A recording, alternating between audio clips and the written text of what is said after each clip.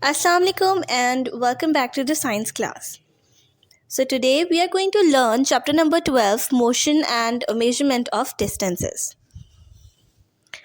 Story of mode of transport.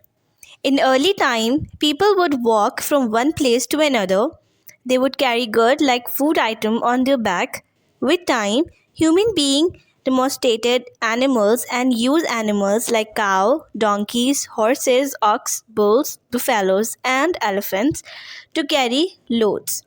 Later, they began to ride on their back and use them as mode of transport. Now they are saying कि start के time में लोग जो है वो एक जगह से दूसरी जगह ट्रैवल करते थे बाय वॉक. उसके बाद उन्होंने एनिमल्स को यूज़ करना शुरू कर दिया गुड्स एक जगह से दूसरी जगह पे ट्रांसपोर्ट करने के लिए and then they use animals as a mode of transport.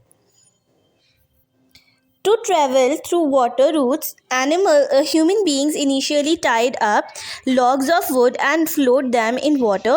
Lately, humans gave a curved shape to logs to make boat of wood. Thereafter came the invention of the wheel. According to archaeologists, the wheel was invented in around 8000 BC in Asia. However, according to historical records, the oldest wooden wheel was made in Mesopotamia around 3500 BC by Sumerians. Around 2000 BC, Egyptians improved the design of wheels and made them with spokes. The invention of the wheel completely changed the way in which animals were used as mode of transport. Human beings crafted carts which were fitted with the wheel. The animals were then made to pull the carts. This made the lives of people comfortable. Now they are saying कि after they use animal as a mode of transport, उन्होंने क्या किया, अब अगर water medium के through अगर transportation करनी है तो उन्होंने वुड लॉग्स को यूज़ करा. दे टाइड अब बड़े बड़े जो वुड के पीसेस उन्होंने उसको टाई करा और उन्होंने एक बोट जैसी चीज़ इन्वेंट की, लेकिन वो प्रॉपर बोट नहीं होती थी. फिर उन्होंने क्या किया कि उन्होंने कर्व एक वुड पीस लगाया बोट के ऊपर. क्यों लगाया? ताकि वो एयर की हेल्प से डायरेक्शन उसको मिल सके. उसके बाद उन्होंने क्या किया, उन्होंने व्हील इन्वेंट किए. अब व्हील में भी इन्वेंशंस हुई. पहले सिंपल व्हील बना, उसके बाद व्हील विद स्पोक्स बने. उसके बाद उन्होंने क्या किया, उस व्हील के साथ उन्होंने कार्ट्स बनाए और उस कार्ट्स को उनके साथ फिट कर दिया. अब वो कार्ट जो है एनिमल पुल करते थे और उसके अंदर गुड्स एक जगह से दूसरी जगह पे ट्रेवल होते थे, यानी कि पहुंचाए जाते थे. व्हील्स के आने से ह्यूमन की लाइफ और ज़्यादा कंफर्टेबल हो गई. एनिमल्स को भी ज़्यादा कंफर्टेबल मिला कि उन्होंने अपने बैग्स के बजाय कार्ट में चीज़ें कैरी करना स्टार्ट कर दी. The design of wheel improved with time. Today we use rubber tires. This added comfort and speed up the movement from one place to another. इसके अलावा व्हील्स में भी इन्वेंशंस हुई. अब हम लोग कौन से टायर्स यूज़ करते हैं? रबर टायर्स यूज़ करते हैं. In the 19th century, the invention of the steam engine completely revolutionized the way the means of transport were used. In place of animal engines working on the power of steam, produced by burning coal, were made to pull the cart or bogies fitted with rubber tire wheels. The invention of a steam engine helped in developing the mass transport system, which can be used to carry a large number of people from one place to another, and that too at a greater speed. Later, compact diesel-based automobile engines changed the mode of transport into a big industry, and now we have scooter, bikes, car, buses, trains, ships, etc. अब 19th century में क्या invention आ गई? 19th century में steam engines आ गए. अब जब steam engines आ गए तो ह्यूमन की लाइफ और ज़्यादा कंफर्टेबल हो गई. उसमें क्या था कि अब एनिमल्स नहीं कार्ट्स को पुल करते थे, अब स्टीम इंजन का वो काम आ गया. अब जो एनिमल काम करते थे अब वही काम स्टीम इंजन्स करते थे. अब स्टीम इंजन के बाद क्या इन्वेंट हुआ? स्टीम इंजन के बाद इन्वेंट हुआ डीजल बेस्ड ऑटोमोबाइल्स, जिनके अंदर आगे car, bike, motorcycle, buses, trains. इससे हमारा क्या फ़ायदा था? इससे ये फ़ायदा था कि हम ज़्यादा सामान तो लेके जाते थे, लेकिन हम लोग greater number of human beings को भी एक जगह से दूसरी जगह पे ट्रांसपोर्ट के लिए आसानी हो गई थी, मतलब ज़्यादा लोग आ सकते थे और ज़्यादा सामान आ जा सकता था. Then came the biggest invention in transportation since the wheel. On 17 December 1903 at Kitty Hawk, North Carolina, Orville and Wilbur Wright, two brothers who were bicycle makers, invented a flying machine. Later, this invention was developed into aeroplane for mass transportation. फिर उन्होंने क्या किया कि उन्होंने बोला कि अब 17 दिसंबर 1903 में एक और बिगेस्ट इन्वेंशन हुई.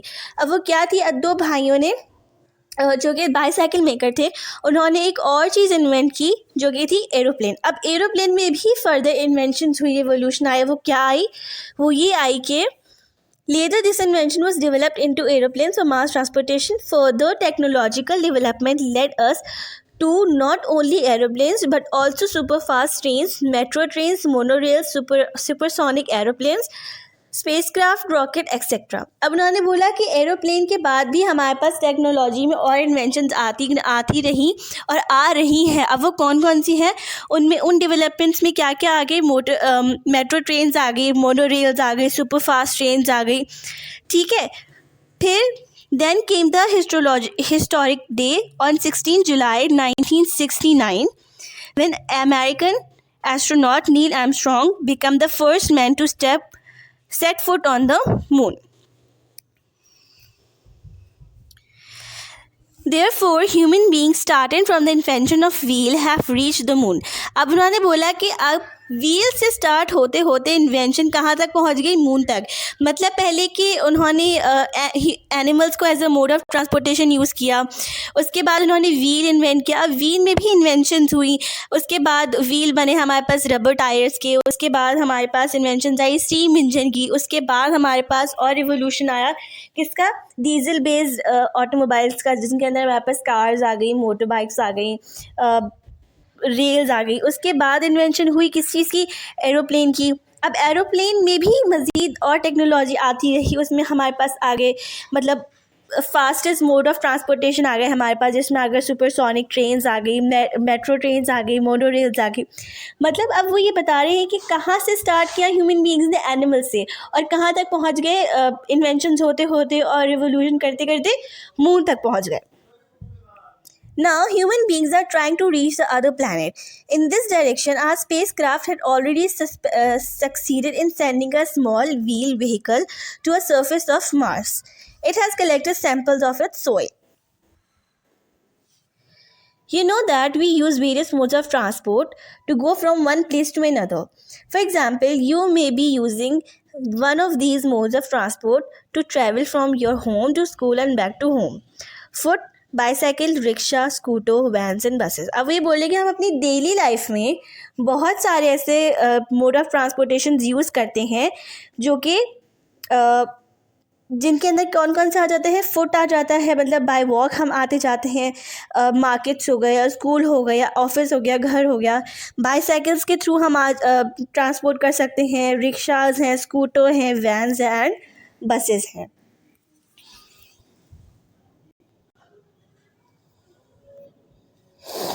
Now distance. The length of the space between your home and school is called the distance between the two.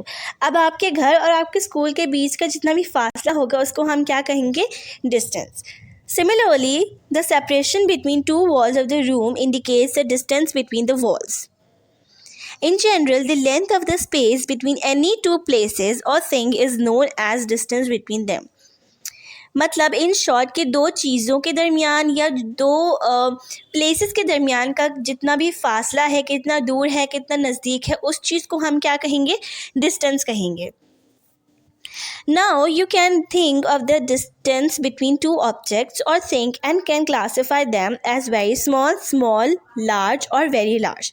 अब वो ये बोल रहे हैं कि किसी भी दो चीज़ों के दरमियान का जो फासला है, जो डिस्टेंस है, उसको आप कैसे आइडेंटिफाई कर सकते हैं. या तो वो बहुत कम होगा या बहुत ज़्यादा होगा या सिर्फ नॉर्मल वाला ज़्यादा होगा. अब उन्होंने यहाँ पे पॉइंट्स दिए हुए हैं to understand this scenario. Number 1, you and the black board in the classroom. अब आपके और आपके क्लासरूम में जो ब्लैक बोर्ड है या वाइट बोर्ड है उसका डिस्टेंस कितना होगा, स्मॉल डिस्टेंस होगा. 2 cups lying on the table, 2 mugs अगर आपकी टेबल पर रखे हुए हैं तो उनका डिस्टेंस वेरी स्मॉल होगा. 2 cities like Lahore and Karachi, they have a large distance. 2 countries like Pakistan and USA, तो उनका डिस्टेंस भी वेरी लार्ज डिस्टेंस होगा. सन एंड अर्थ का भी बहुत ज़्यादा डिस्टेंस होगा, तो very large distance. Moon and earth, very large distance. 2 desk in your classroom, आपकी क्लासरूम में जो 2 डेस्क हैं उनके दरमियान का जो डिफरेंस होगा वो वेरी स्मॉल डिस्टेंस होगा. Your house and market, very small distance. ना योर हाउस एंड मार्केट के जो दरमियान का डिस्टेंस होगा ये डिपेंड करता है कि आपके और आपके मार्केट में कितना ज़्यादा डिस्टेंस है, आया वो दूर है, तो उसको हम ऐसे इंडिकेट करेंगे कि लार्ज डिस्टेंस या वेरी स्मॉल डिस्टेंस या स्मॉल डिस्टेंस. लेकिन ये डिपेंड करता है कि कितना ज़्यादा फासला है आपके घर में और मार्केट में. Need to know the distances. अब डिस्टेंस मालूम करने की क्या ज़रूरत है. It is important to know the distance between various objects or places. It helps us in determining which mode of transport we should use to go from one place to another. अब वो पूछ रहे हैं कि 2 जगहों के बीच का distance मालूम करना बहुत ज़रूरी है. क्यों ज़रूरी है? वो इसलिए ज़रूरी है ताकि हम ये आइडेंटिफाई कर सकें, ये चूज़ कर सकें कि हमें कौन सा ट्रांसपोर्टेशन का मीडियम यूज़ करना है. आया हम बस यूज़ करना चाहते हैं, हम ट्रेन यूज़ करना चाहते हैं, हम एयरप्लेन यूज़ करना चाहते हैं, कौन सा मीडियम हम यूज़ करना चाहते हैं, ये चीज़ सेलेक्ट करने के लिए हमें ये चीज़ पता होनी चाहिए कि हमारा जो डिस्टेंस है वो कितना है. For example, if your school is near by you can walk to school. अगर आपका स्कूल आपके घर से नज़दीक है, करीब है, तो आप पैदल चल के जा सकते हैं. However, to go from one city to another, one must use a faster mode of transport such as a bus or a train. लेकिन अगर आपको एक सिटी से दूसरी सिटी यानी कि कराची से अगर आपको लाहौर ट्रैवल करना है तो आप चल के नहीं कर सकते. You have to take a faster mode of transportation. So you can use bus or plane or car. To go within the city, scooter, cars or buses are preferred to train, etc. The knowledge of the distance between various objects or that between 2 points of an object also helps us in determining the size of various objects around us. Sometimes we need to know the length and breadth of object. For example, one need to know the suitable size of the table that can be kept in a room because one cannot fit a very big table in a small room. Now they are saying कि हमें सिर्फ transport के लिए ही size distance पता हो ये ज़रूरी नहीं है. हम इसलिए भी ये चीज़ मालूम करते हैं, ये चीज़ काउंट करती है कि अगर एक कमरा है उसके अंदर हमें कितनी बड़ी टेबल चाहिए, कितनी बड़ी सोफ़ा चाहिए या बेड चाहिए, उसके लिहाज से हम अपनी चीज़ों को रखते हैं या ख़रीदते हैं. तो ये चीज़ भी काउंट करती है कि हमें डिस्टेंस पता हो, लेंथ पता हो, ब्रेथ पता हो. ठीक है, क्योंकि अगर छोटा कमरा होगा तो उसमें बड़ी चीज़ें फिट नहीं हो सकती. The knowledge of the distance between various places help us in determining the time taken to travel to these places. अब डिस्टेंस पता होना इसलिए भी ज़रूरी है ताकि हम ये अंदाज़ा लगा सकें कि हम कितनी देर में या कितने दिन में वहाँ तक ट्रैवल कर सकते हैं या कर लेंगे. For example, if the distance between city A and city B is more than the distance between city C and city D, then it will take more time to travel between city A and city B than it will to travel between city C and city D. In daily life, there are many occasions when one need to know the length of something or distance between any 2 points. For example, you may need to know how tall you are to choose clothes of your size from the market. अब वो ये बोल रहे हैं कि हम daily life में भी इस चीज़ को जानना बहुत ज़रूरी है कि कितना डिस्टेंस है, कितनी लेंथ है, कितनी ब्रेथ है. ठीक है, कैसे उन्होंने एग्जाम्पल दिए कि अगर हमें पता होगा कि आप कितने टॉल हैं, कितने शॉर्ट हैं, तो उसी हिसाब से हम मार्केट से आपके कपड़े ख़रीद सकते हैं. One need to know the height of bridge from the road to allow the traffic to pass through them. You need to know the length and breadth of the room to make a bed of an appropriate size. Which will fit into it. अब उन्होंने बोला कि हमें bridge का height और ये सब पता होना चाहिए। क्यों? ताकि हम ट्रैफिक को कंटिन्यू रख सकें, कितना ट्रैफिक उसमें जाना है, कितना ट्रैफिक नहीं जाना, कितनी कार्स उसके ऊपर से जा सकती हैं, कितनी कार्स नहीं जा सकती। ठीक है, इसके अलावा उन्होंने बोला कि हमें रूम का ब्रेथ एंड लेंथ पता होना चाहिए। क्यों? ताकि हम उसके अकॉर्डिंगली अपना फर्नीचर सेट करें, अपना बेड लें, अपनी टेबल या अपने सोफ़ा सेट लें। ठीक है, one need to know the length and width of the door or window to determine the cloth required to make curtains। इसी तरह अगर हमें पता होगा कि हमारी विंडो का साइज़ कितना है, कितनी बड़ी है, कितनी छोटी है, तो उसके हिसाब से हम अपने कर्टेंस डिज़ाइन कर सकते हैं, बना सकते हैं। Tailor need to know the length of the cloth given to them to make shirt and pants. Tailor को भी पता होना चाहिए कि कितना बड़ा कपड़ा है, उसमें शर्ट एंड पैंट बन सकती है या नहीं बन सकती। Builder need to know the size of the land to develop building on it. The width and length of road is needed to prepare material to build them. Farmer need to know the size of their field to estimate how much crops they will grow, the amount of water and fertilizers they will need. अब farmers को भी अपना जो field है उसकी नोहा होनी चाहिए कि कितना बड़ा है, कितना छोटा है। उसी हिसाब से वो ये प्लान कर सकता है कि हम अपनी ईयरली कितनी क्रॉप्स निकाल सकते हैं, कितना फर्टिलाइजर्स इसके लिए नीड है, कितना पानी की नीड हो सकती है। तो ये सारी चीज़ें जानने के लिए कि कितना डिस्टेंस एक सिटी से दूसरी सिटी तक का है, कितना डिस्टेंस है एक जगह का दूसरी जगह तक का, कितना टाइम लगेगा इस चीज़ को ट्रैवल करने में, या हम कितनी शॉर्ट है, कितने टॉल हैं, हमारी विंडो का साइज़ क्या है, हमारे रूम का साइज़ क्या है। तो ये सारी चीज़ें हमारी डेली लाइफ में बहुत मैटर करती हैं। क्यों? ताकि हम अपनी लाइफ को उसी हिसाब से डिज़ाइन कर सकें।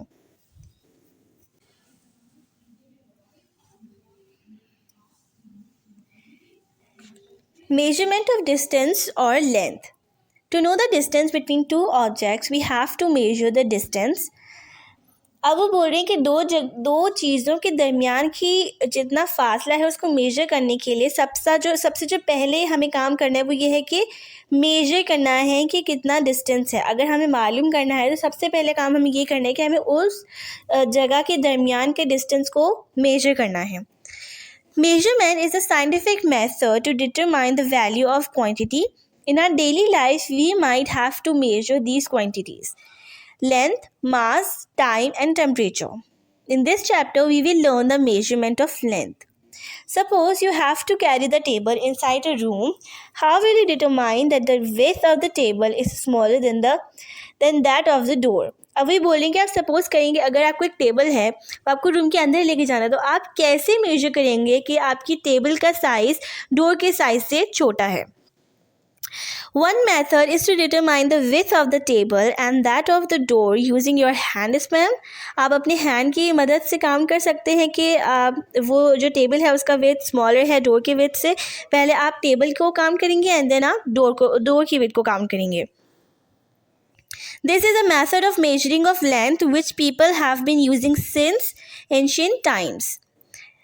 This method roughly tells us the length of an object in terms of length of an hand span. मतलब ये रफली लेंथ बताती है, कोई एक्यूरेट मेजरमेंट नहीं बताती। रफली मेजर बताती है, एक्यूरेट मेजरमेंट नहीं बताती। One can use many other small things as well to measure the length of objects. We have shown 3 methods of determining the length of the table using A. a small stick, B. a hand span, and C. a thread in figure 12.1. अब वो बोल रहे हैं कि हमने आपको 3 methods बताए हैं कि इस तरह से हम टेबल की विड्थ, टेबल की लेंथ हम लोग काउंट कर सकते हैं। कौन सा? एक तो स्टिक की मदद से, दूसरा हैंड स्पैन की मदद से और तीसरा पीस ऑफ थ्रेड से। Using these kind of measurements, one may find that the length of the table may be A. 10 times a small stick, B. 5 times a hand span, or 2 times of the length of the thread piece. अब वो बोल रहे हैं कि इसको हम major किस तरह से कर सकते हैं कि उन्होंने बोला कि भाई अगर हम एक स्टिक से मेजर कर रहे हैं तो हम ये कह सकते हैं कि भाई 10 टाइम्स हमने स्टिक को रोल करा उस टेबल के ऊपर, तो हमें पता चला कि ठीक है 10 टाइम करने के बाद हमारी टेबल का विड्थ इतना है या लेंथ इतनी है।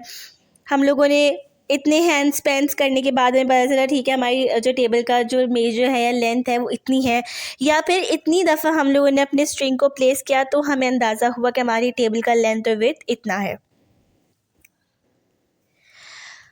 Most of the time these measurements will not come out to be exact, लेकिन बहुत दफ़ा ऐसा होता है कि मेजरमेंट एग्जैक्ट नहीं होती।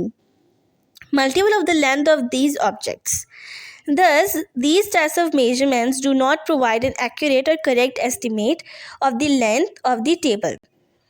One can use various other things or objects for the measurement of length or distance too.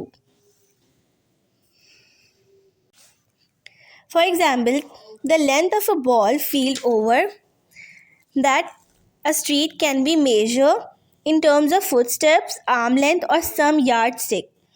Thus, different parts of our body can also be used to measure length as shown in figure 12.2. However, since the size of footstep, hand span or arm length etc. of different people are different or will obtain different results when different people measure the same length. The length of a football field may be equal to 90 footstep of an adult. However, the same field length may be 150 footstep of a small child. अब ये बोल रही है कि हम major तो कर लेते हैं, लेकिन जो लेंथ होती है आर्म्स की या फुट स्टेप के जितने भी काउंटिंग होती है वो हर बंदे की अलग अलग होती है। यही वजह है कि अगर फॉर एग्जांपल अगर हमारा जो फुटबॉल फील्ड है वो 90 स्टेप्स ले रहा है कोई एडल्ट उसको कंप्लीट करने में, तो ऐसा पॉसिबल है कि अगर कोई बच्चा उसको काउंट करे फुट स्टेप के ऊपर तो वो 150 तक चला जाए। तो हमारे पास ये जो मेजरमेंट्स होती हैं जो बॉडी पार्ट से हम लोग मेजर करते हैं, हैंड स्पेन से मेजर करते हैं, ये कभी भी एक्यूरेट नहीं आती क्योंकि every human being is different. This is how people in early times used to know the sizes of different things or distance of they had traveled.